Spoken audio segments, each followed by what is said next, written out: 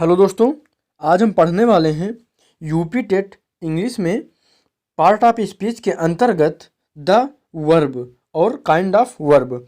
ये class primary और junior UP TET के लिए बहुत ही महत्वपूर्ण होने वाली है। ये 7वीं क्लास है। अगर पिछली क्लासें आपने नहीं देखी हैं तो आई बटन में आपको लिंक मिल जाएगा या फिर वीडियो के ख़त्म होने के बाद आपको सारे लिंक मिल जाएंगे। और आप चाहें तो वीडियो के डिस्क्रिप्शन में भी चेक कर सकते हैं, वहाँ पर भी आपको सारी लिंक मिल जाएंगी। और प्लेलिस्ट में जाकर आप टोटली पढ़ सकते हैं यूपी टेट के बारे में। इंग्लिश और अन्य सब्जेक्ट भी वहाँ पर दिए गए हैं, तो प्लेलिस्ट चेक करना मत भूलिएगा।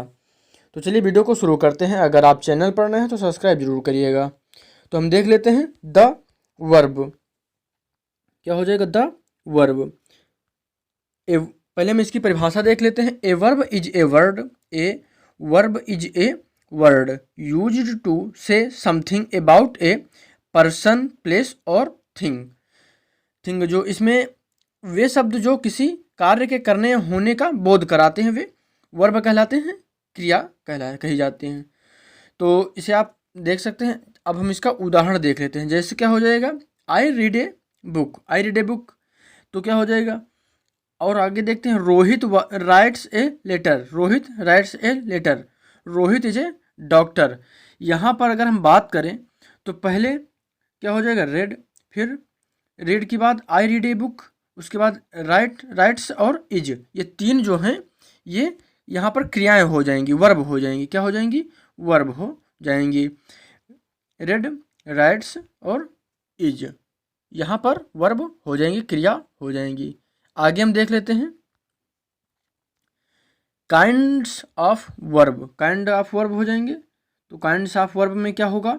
वर्ब के 4 प्रकार होते हैं। कौन कौन से? तो पहला प्रकार हो जाएगा ट्रांजिटिव वर्ब अर्थात सकर्मक क्रिया। दूसरा है इनट्रांजिटिव वर्ब अकर्मक क्रिया। फिर तीसरा है लिंकिंग वर्ब संयोजक क्रिया। और चौथा हो जाएगा ऑक्सिलरी वर्ब सहायक क्रिया। तो क्या हो जाएगी? ट्रांजिटिव वर्ब सकर्मक क्रिया, इनट्रांजिटिव वर्ब अकर्मक क्रिया, लिंकिंग वर्ब संयोजक क्रिया और ऑक्सिलरी वर्ब सहायक क्रिया। इन सब के बारे में हम विस्तार से पढ़ लेते हैं। और यहाँ से अक्सर आपकी परीक्षा में यूपी टेट में प्रश्न पूछे जाते रहे हैं, इसीलिए मैंने वीडियो के अंत में 2, 4, 5 क्वेश्चन भी लिए हैं। तो वीडियो के अंत में ज़रूर देखिएगा, क्योंकि वहाँ से जो भी प्रश्न होंगे संभवतः उसी तरह के प्रश्न, जिस तरह के प्रश्न आपके यूपी टेट में पूछे जाते हैं, वही प्रश्न हूबहू मैंने लेने का प्रयास किया है। तो वीडियो के अंत में ज़रूर देखें। तो चलिए हम आगे देखते हैं। ट्रांजिटिव वर्ब क्या हो जाएगा? Transitive verb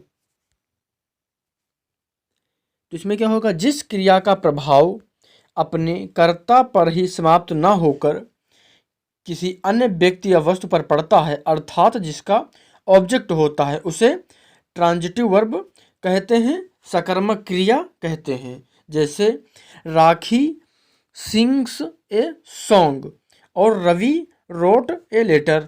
Ravi wrote letter और राखी सिंग्स ए सॉन्ग। यहाँ पर जो सिंग्स है और रोट है, रवि रोट ए लेटर, तो रोट और सिंग जो है, सिंग से जो है ये हो जाएंगे सकर्मक क्रिया। यहाँ पर इन दोनों वाक्यों में सिंग्स और रोट जो है सकर्मक क्रियाएं हैं, क्योंकि सिंग और रोट के अगर हम सिंग्स की बात करें तो सॉन्ग और रोट का जो है लेटर बाद में आया है। अब हम बात कर लेते हैं जो ट्रांजिटिव वर्ब होती है इसकी पहचान क्या है। तो हम इसकी पहचान क्या हो जाएगी? यदि वाक्य के वर्ब में किसे, क्या, किसको में से उचित शब्द लगाने से उत्तर में कोई संज्ञा या सर्वनाम आए तो वह वर्ब का ऑब्जेक्ट होता है और वर्ब ट्रांजिटिव कहलाती है। क्या? यदि वाक्य के वर्ब में क्या, किसे, किसको लगाने से कोई उत्तर में कोई संज्ञा या सर्वनाम आ जाए तो वह वर्ब का ऑब्जेक्ट हो जाएगा और जो वर्ब है ये ट्रांजिटिव हो जाएगी, सकर्मक हो जाएगी।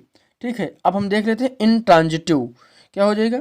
इनट्रांजिटिव वर्ब क्या होता है? तो अकर्मक क्रिया। अकर्मक क्रिया क्या होगा? जिस क्रिया का कोई ऑब्जेक्ट नहीं होता, जिस क्रिया का कोई ऑब्जेक्ट नहीं होता तथा अपने में ही पूर्ण अर्थ रखती हैं, अर्थात कार्य केवल सब्जेक्ट के साथ ही समाप्त हो जाता है और क्रिया का प्रभाव अन्य व्यक्ति या वस्तु पर नहीं पड़ता। उसे इंट्रांजिटिव वर्ब आकर्मक क्रिया कहते हैं। इंट्रांजिटिव वर्ब आकर्मक क्रिया कहते हैं, जैसे रमन स्लीप्स और रवि वीप्स। इन दोनों वाक्यों में स्लीप्स और वीप्स के सब्जेक्ट जो है क्रमशः रमन और रवि हैं, लेकिन कोई जो है ऑब्जेक्ट यहाँ पर नहीं दिया गया है, इसलिए ये वर्ब जो है इंट्रांजिटिव वर्ब हो जाएंगी। अब हम पहचान देख लेते हैं। क्या इन दोनों से जो होती है इंट्रांजिटिव वर्ब, इनकी पहचान क्या है? तो इनकी पहचान जो है, इंट्रांजिटिव वर्ब को पहचानने के लिए वाक्य के वर्ब में क्या, किसे, क्या, किसको लगाने से यदि उत्तर नहीं मिलता है तो वर्ब जो होती है इंट्रांजिटिव हो जाएगी। जैसे रमन स्लीप्स, इसका जो अर्थ होगा रमन सोता है। क्या होगा? रमन सोता है। अब हम इसको लगाएं रमन क्या सोता है, तो क्या होगा? रमन क्या सोता है, तो उत्तर कुछ नहीं मिलता, तो यही हो जाएगा रमन क्या सोता है, रमन किसे सोता है। तो रमन कोई जब उत्तर नहीं मिल पा रहा है तो ये आकर्मक क्रिया हो जाएगी, इंट्रांजिटिव वर्ब हो जाएगी। अब हम आगे देख लेते हैं। लिंकिंग वर्ब क्या हो जाएगी? लिंकिंग वर्ब संयोजक क्रिया, जिस वर्ब के अर्थ को पूरा करने के लिए कॉम्प्लीमेंट का प्रयोग किया जाता है उसे लिंकिंग वर्ब कहते हैं। लिंकिंग वर्ब जो है सब्जेक्ट तथा सब्जेक्ट कॉम्प्लीमेंट को जोड़ता है। लिंकिंग वर्ब जो है ये सब्जेक्ट तथा सब्जेक्ट कॉम्प्लीमेंट को जोड़ता है। जैसे आई एम ए स्टूडेंट, क्या आई एम ए स्टूडेंट। फिर सोहन बिकम ए टीचर। आगे हम देख लेते हैं दे आर हैप्पी। यहाँ पर जो है एम जो है ये लिंकिंग वर्ब है, बिकम जो है ये लिंकिंग वर्ब है और आर जो है लिंकिंग वर्ब है। इन जो वाक्यों में वर्ब के अर्थ को पूरा करने के लिए स्टूडेंट और जैसे टीचर जो हैं ऑब्जेक्ट नहीं है बल्कि वर्ब के कॉम्प्लीमेंट हैं। क्या है? वर्ब के कॉम्प्लीमेंट हैं। यहाँ पर जो है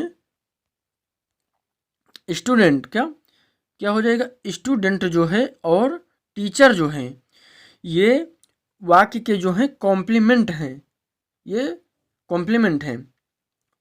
ये सभी शब्द सब्जेक्ट कॉम्प्लीमेंट या सब्जेक्टिव कॉम्प्लीमेंट हैं, अर्थात ये सब्जेक्ट का या तो परिचय करा रहे हैं या उनका वर्णन करते हैं। ठीक है, आगे हम देख लेते हैं। तो आप समझ गए होंगे कि लिंकिंग वर्ब क्या है। ठीक है, आगे हम देख लेते हैं ऑक्सिलरी वर्ब। तो क्या हो जाएगी? सहायक क्रिया। तो सहायक क्रियाएं क्या हो जाएंगी? वे वर्ब जो प्रिंसिपल वर्ब के साथ प्रयुक्त होकर वाक्य को अर्थपूर्ण बनाने में सहायता करती हैं, ये सहायक क्रिया कहलाती हैं। सहायक क्रियाएं जो होती हैं ये दो प्रकार की होती हैं। कौन कौन सी होती हैं? पहली होती है प्राइमरी ऑक्सिलरी और दूसरी होती है मॉडल ऑक्सिलरी। प्राइमरी ऑक्सिलरी जो है ये प्राथमिक सहायक क्रिया हो जाएंगी और मॉडल ऑक्सिलरी हो जाएगी मुख्य सहायक क्रिया। आगे हम देख लेते हैं। अब हम इन दोनों के बारे में पढ़ लेते हैं। पहले प्राथमिक सहायक क्रिया प्राइमरी ऑक्सिलरी क्या हो जाएंगी, तो ये हम देख लेते हैं। वे वर्ब जो मेन वर्ब के साथ प्रयुक्त होकर उनके टेंस प्रकट करने में सहायता करते हैं प्राथमिक सहायक क्रियाएं कहलाती हैं। प्राइमरी ऑक्सिलरी के अंतर्गत हम बी, हैव और डू के विभिन्न रूपों का अध्ययन करेंगे।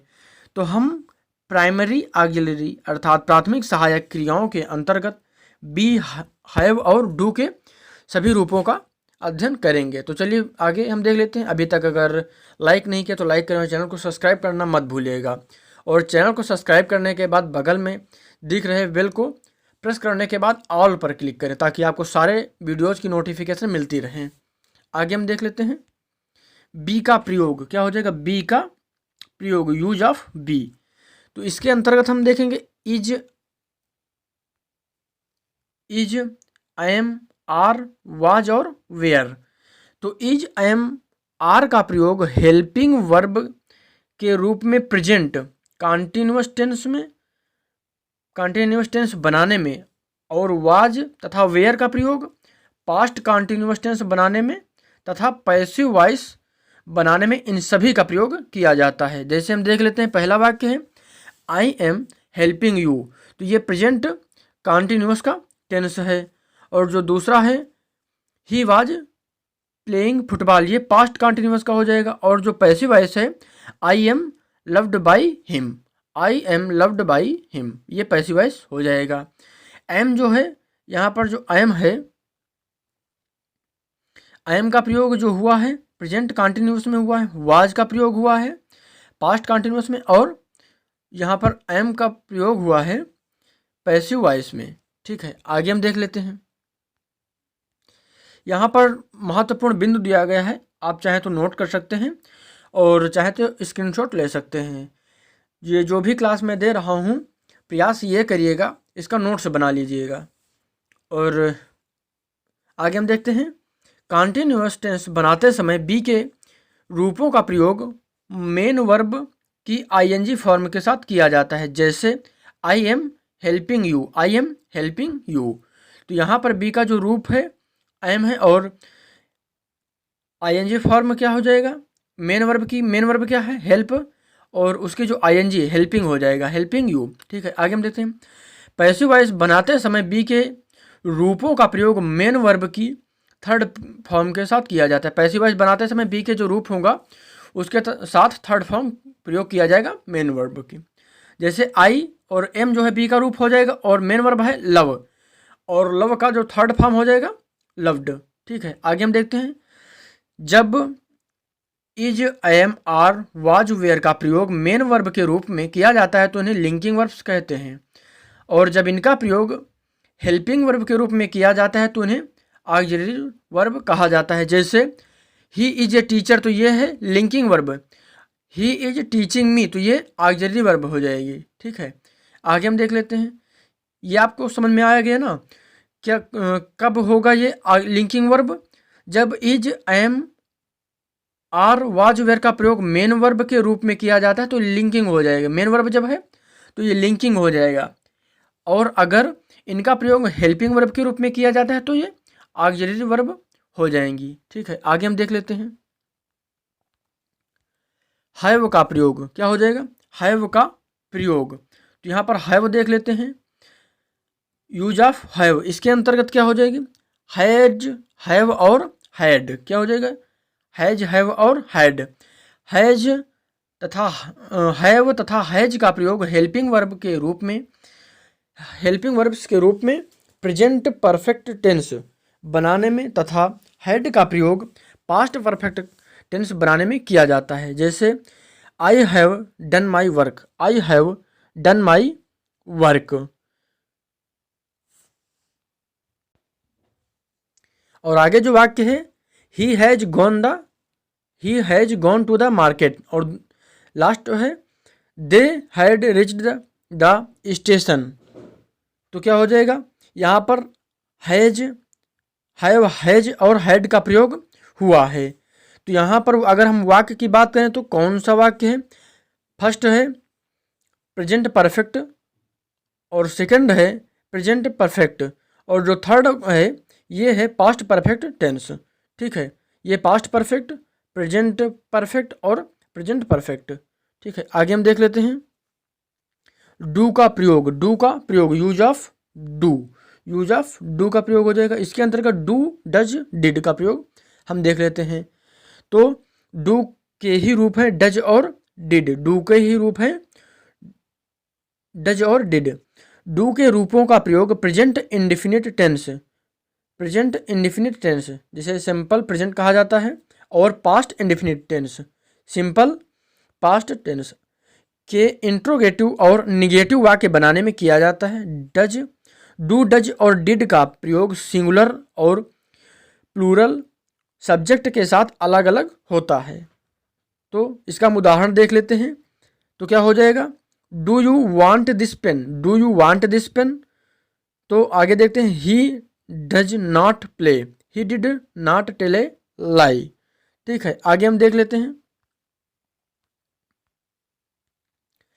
मॉडल ऑक्सिलरीज क्या हो जाएंगे, वे हेल्पिंग वर्ब्स जिनका प्रयोग मेन वर्ब की साथ मोड अर्थात ढंग को प्रकट करने के लिए किया जाता है। मॉडल ऑक्सिलरीज वर्ब कहलाते हैं। जैसे can, may, could, might, shall, will, would, should, must, ought to, need, used to, dare आदि जो हैं मॉडल ऑक्सिलरीज हो जाएंगी।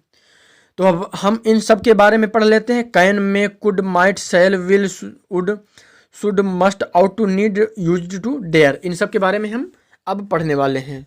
अभी तक चैनल को सब्सक्राइब नहीं किया तो सब्सक्राइब जरूर करिएगा और बेल आइकन को प्रेस करके और पर क्लिक करिएगा और शेयर भी जरूर कर दिया करें। और आगे हम देखते हैं तो यहाँ पर क्या हो जाएगी। तो यहाँ पर जो कैन का प्रयोग है क्या होता है, प्रेजेंट टेंस में एबिलिटी अर्थात योग्यता, कैपेसिटी अर्थात क्षमता, पावर मतलब शक्ति, रिक्वेस्ट का मतलब है अनुरोध और परमिशन का मतलब है अनुमति देना या फिर मांगना, और प्रोहिबिशन का मतलब है निषेध का बोध कराने के लिए किया जाता है। यहाँ पर क्या है, I can teach English, I can teach English यहाँ पर जो है ये योग्यता को दर्शाता है। क्या दर्शाता है, योग्यता को। मैं अंग्रेजी पढ़ा सकता हूँ, आई कैन टीच इंग्लिश, मैं अंग्रेजी पढ़ा सकता हूँ। या फिर इसका देखें तो मुझ में अंग्रेजी पढ़ाने की योग्यता है, इसका अर्थ हो जाएगा मुझ में अंग्रेजी पढ़ाने की योग्यता है। आई कैन टीच इंग्लिश, मैं अंग्रेजी पढ़ा सकता हूँ। ठीक है, आगे हम देखते हैं क्या हो जाएगा।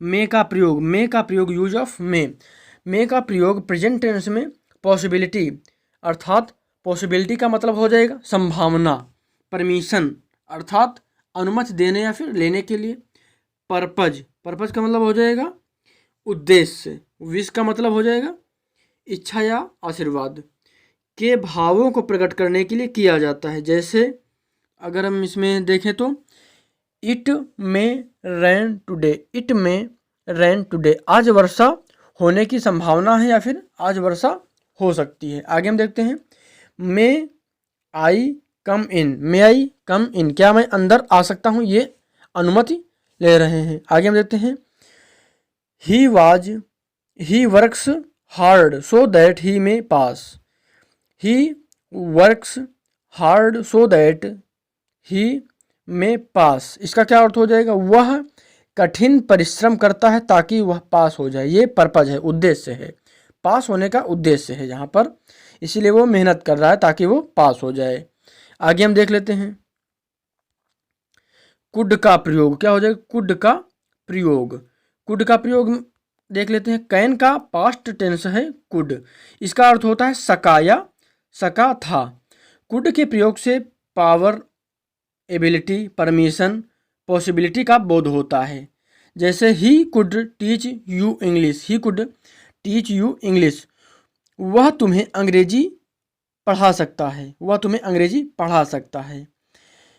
आगे देखते हैं it could rain tomorrow, it could rain tomorrow, ये दो वाक्य हो जाएंगे, उदाहरण हो जाएंगे कुड के। ठीक है, ये कुड के दोनों उदाहरण हो जाएंगे। आगे हम देख लेते हैं माइट का प्रयोग, क्या हो जाएगा, माइट का प्रयोग।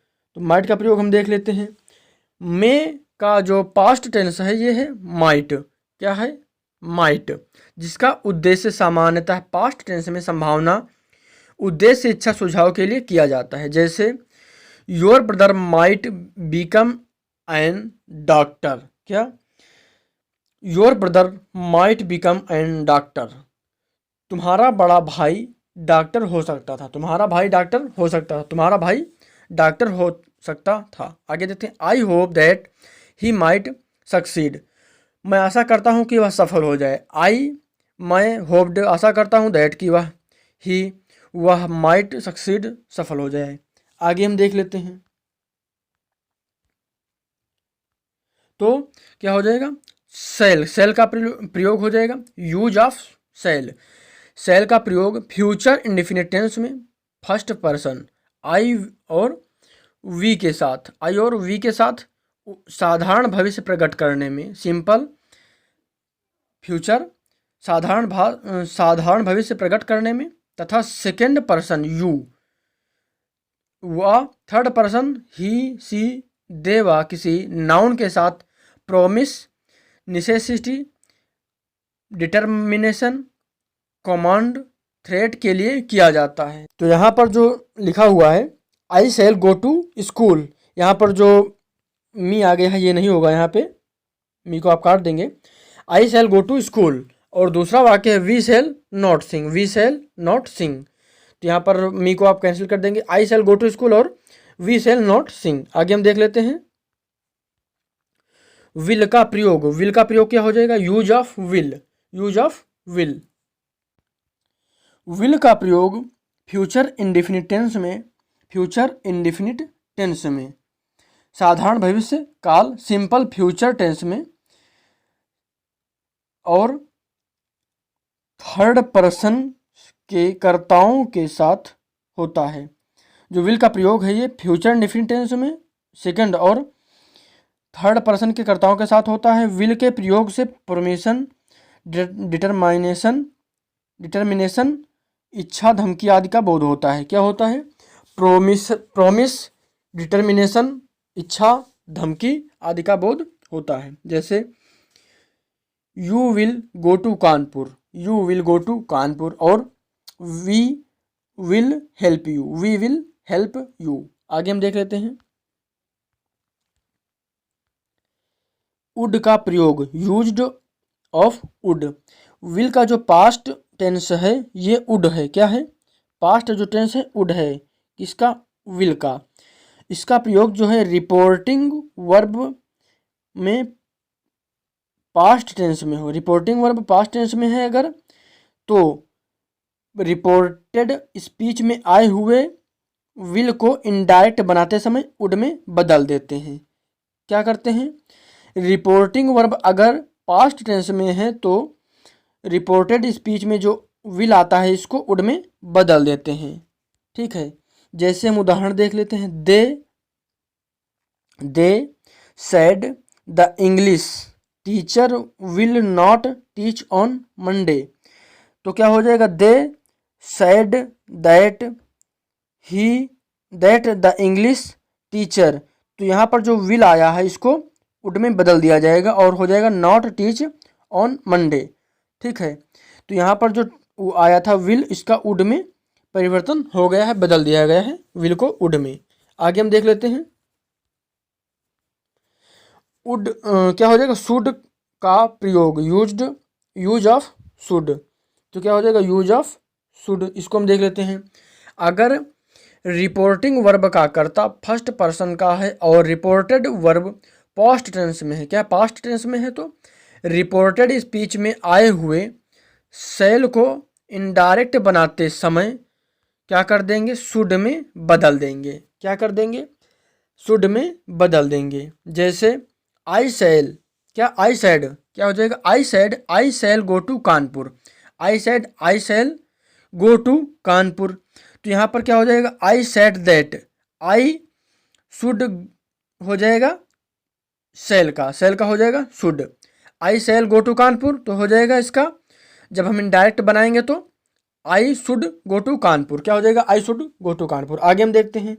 अच्छा, यहाँ पर एडवाइस और सजेशन, सलाह या सुझाव, गेस अनुमान, ड्यूटी, इफ के अर्थ में भी शुड का प्रयोग किया जाता है।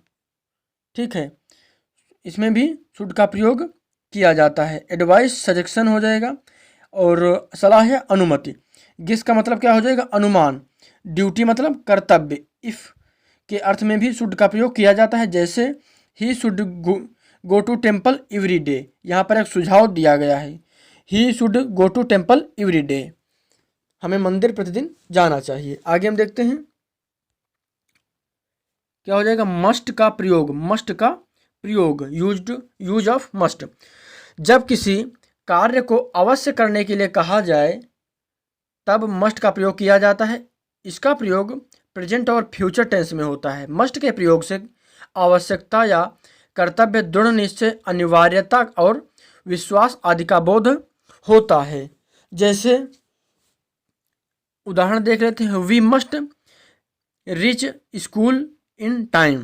तो यहाँ पर हमें, इसका हम अगर हिंदी में अनुवाद करें तो हमें समय से विद्यालय पहुंचना चाहिए, हमें समय से विद्यालय पहुंचना चाहिए। दूसरा वाक्य है you must do this work. तो क्या हो जाएगा, तुम्हें यह कार्य अवश्य करना चाहिए। You must do this work, तुम्हें यह कार्य अवश्य करना चाहिए। आगे हम देख लेते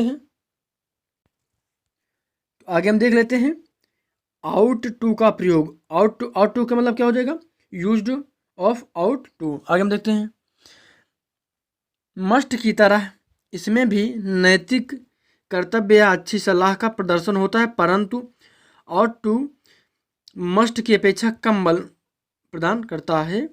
परंतु आउट टू में मस्ट की अपेक्षा कम बल होता है। आउट टू के प्रयोग से नैतिक कर्तव्य, अच्छी सलाह और अधिक संभावना का बोध होता है। जैसे क्या हो जाएगा, we ought to obey our elders. क्या हो जाएगा, we ought to obey our elders, हमें बड़ों की आज्ञा का पालन करना चाहिए। वी माई फादर, क्या हो जाएगा, my father ought to be in the house, मेरे पिताजी को घर में होना चाहिए। ये यहाँ पर जो है संभावना है। ठीक है, आगे हम देख लेते हैं, नीड का प्रयोग। क्या हो जाएगा, नीड का प्रयोग, use of need. Model auxiliary के रूप में इसका प्रयोग नेगेटिव एवं इंट्रोगेटिव सेंटेंस में होता है। यह आवश्यकता और कर्तव्य के अभाव को व्यक्त करता है। जैसे क्या हो जाएगा, he need not come, he need not come, ये निगेटिव हो जाएगा। और interrogative, need I meet you, need I meet you interrogative हो जाएगा। इसमें महत्वपूर्ण बिंदु है, थर्ड पर्सन के सिंगुलर सब्जेक्ट के साथ नीड का ही प्रयोग होता है। और मेन वर्ब के रूप में नीड का प्रयोग सब्जेक्ट के नंबर और पर्सन के अनुसार होता है। इस कार्य में इसके बाद कोई नाउन आता है जो इसका ऑब्जेक्ट होता है। तो आई नीड ए बुक, क्या हो जाएगा, आई नीड ए बुक। और he needs money now, he needs money now. आगे हम देख लेते हैं, यूज्ड टू का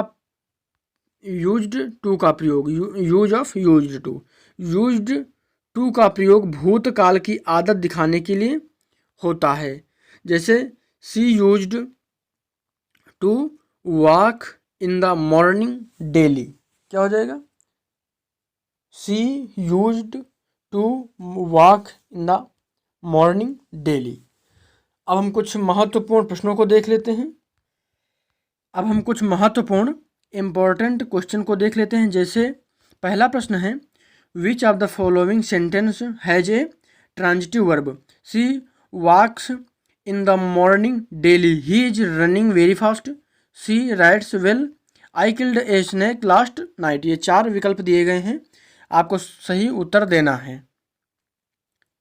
2 या 3 सेकंड का आपको टाइम दिया जाएगा और सही विकल्प आप बताएंगे। और अभी तक लाइक नहीं किया तो लाइक ज़रूर करें और कमेंट कर दिया करें कि वीडियो कैसा लग रहा है आपको। तो यहाँ पर हमारा सही उत्तर हो जाएगा, I killed a snake last night. आगे हम देख लेते हैं, हमारा अगला प्रश्न है, fill in the blank with a suitable form of verb. तो क्या हो जाएगा, आइदर, मुन्नी और चुन्नी। तो यहाँ पर खाली स्पेस दिया गया है, लॉस्ट हर पेन। यहाँ पर क्या भरा जाएगा, हैज, हैव, हैड या फिर विल हैव। आपको सही उत्तर देना है। तो हमारा सही उत्तर हो जाएगा हैज। क्या हो जाएगा, हैज। ठीक है, आगे हम देखते हैं, यहाँ पर जब हैज हो जाएगा तो क्या हो जाएगा, मुन्नी, आइदर मुन्नी और चुन्नी, हैज लॉस्ट हर पेन। आगे देख लेते हैं, हमारा अगला प्रश्न है, identify the type of verb in the given sentence, he slept. क्या हो जाएगा, ट्रांजिटिव वर्ब हो जाएगी, इंट्रांजिटिव, लिंकिंग या फिर ऑक्सिलरी वर्ब। तो हमारा सही उत्तर हो जाएगा इंट्रांजिटिव वर्ब। क्या हो जाएगा, इंट्रांजिटिव वर्ब। ठीक है, हमारा सही उत्तर हो जाएगा इंट्रांजिटिव वर्ब। तो वीडियो कैसा लगा आपको कमेंट करिएगा, और अगर अभी तक लाइक नहीं किया तो लाइक करें, चैनल को सब्सक्राइब करें और बेल आइकन को प्रेस करने के बाद ऑल पर क्लिक करें। तो वीडियो को पूरा देखने के लिए आपका बहुत बहुत धन्यवाद।